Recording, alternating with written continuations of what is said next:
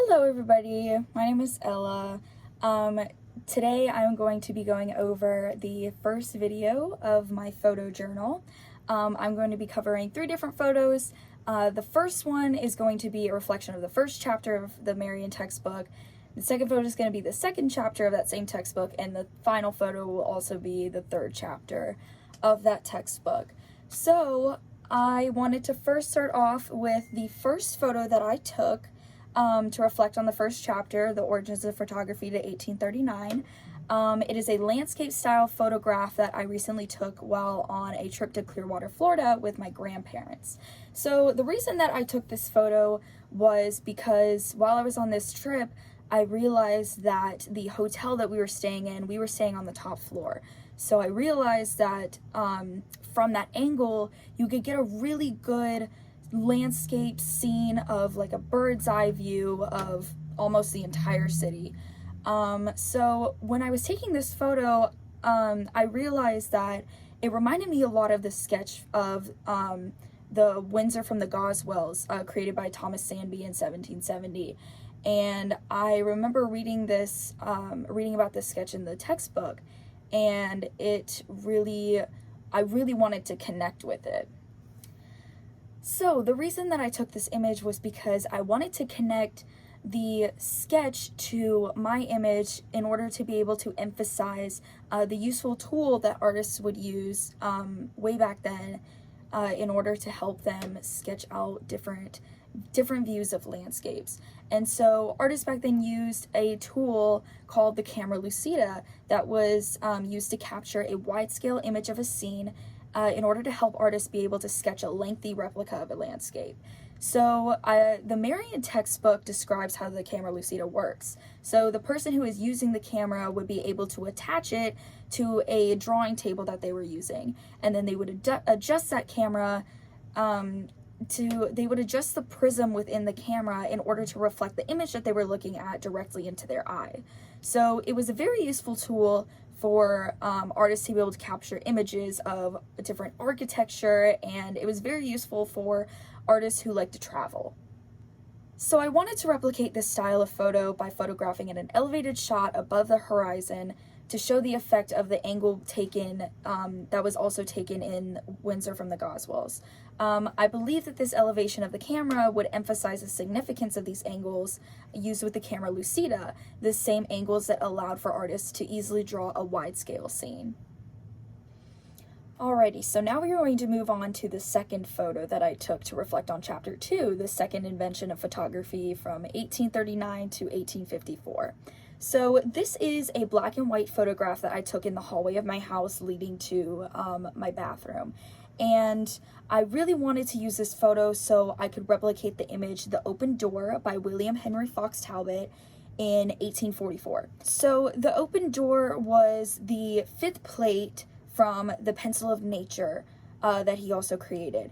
And the reason that I decided to connect this photograph and put a black and white filter over my version of the photograph was to be able to emphasize the development of range of values that photographs were beginning to hold during this period. So The Pencil of Nature was made up of 24 different calotype images, showing this process of a better development of image, and Talbot really wanted to provide exploration into the lengths that photography can go to.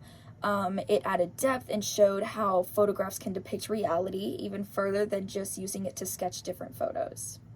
I wanted to replicate this style of photo by photographing a dark hallway to emphasize the values that were used in The Open Door, because in The Open Door you can see an open door, and behind the opening of the door is a very dark room. And I feel that the photograph really emphasizes a wide different range of values from the different layering of plates used in this image. It really shows a step forward in development of photography, jumping from sketches like the last photo to layers of different prints to create a deep and textured photograph with a variety of values being used. So now we are going to move on to the third and final photograph that I took. I took this photograph to reflect on Chapter 3, Popular Photography and the Aims of Art. It is a black and white portrait that I took of my sister while we were at a family dinner a few nights ago. And I realized that this image was it could really connect to a lot of different photographs that were used in this chapter, because a lot of the photographs used were different portraits of different people. And I thought this would really help tie-ins together and emphasize the overarching point that this chapter had to make. So in this chapter, it was discussed that photography was now improving to become something that could have been very mass-produced. So the stereograph became very popular. It allowed for an early version of three-dimensional photographs. It was like a vehicle that provided entertainment and education during the 19th century. Portraits became very popular during this time to depict the rich or emphasize a person's way of living. And I wanted to show a connection between the portrait of Charles Baudelaire by Etienne Carjot, I may have said that completely wrong, in 1862. And this portrait of Baudelaire was taken on a plain background. He has a very bland expression, and I thought this would connect to the photograph that I took of my sister, because my sister she's put behind more of a bland background. She has a very not happy look to her face, and I wanted to emphasize his connection through the article that we read a couple days ago in Perusal. I wanted to make this connection to establish his point of view of photography not really becoming an art form, because Baudelaire was very against art becoming a medium in general. So I wanted to replicate this style of photo by photographing a sad-looking image of my sister so I can establish a connection to the portrait of Baudelaire. And I really wanted to give light to his message that even though the subject being photographed may not believe that a perfect replica image created by photography could not be a part, that each portrait in itself holds a form of art that can be interpreted and analyzed by those who view it. Photography was heavily developing during this time. Around 1860, an issue of the art journal quoted that the photograph cannot deceive. In nothing can it accentuate. There is no power in this marvelous machine either to add or take form. We know what we see must be true. Which today, this quote doesn't fully apply to every photograph and image we see because of how far photography has come since then. At this point, photography was seen to be so truthful and so brand new that it was divided into three different categories. Mechanical photography, which was a literal or exact depiction of whatever was being photographed.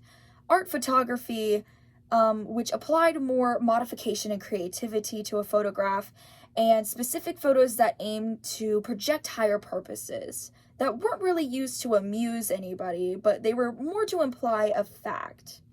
And that just about wraps it up. Thank you so much for watching the first video of my photo journal.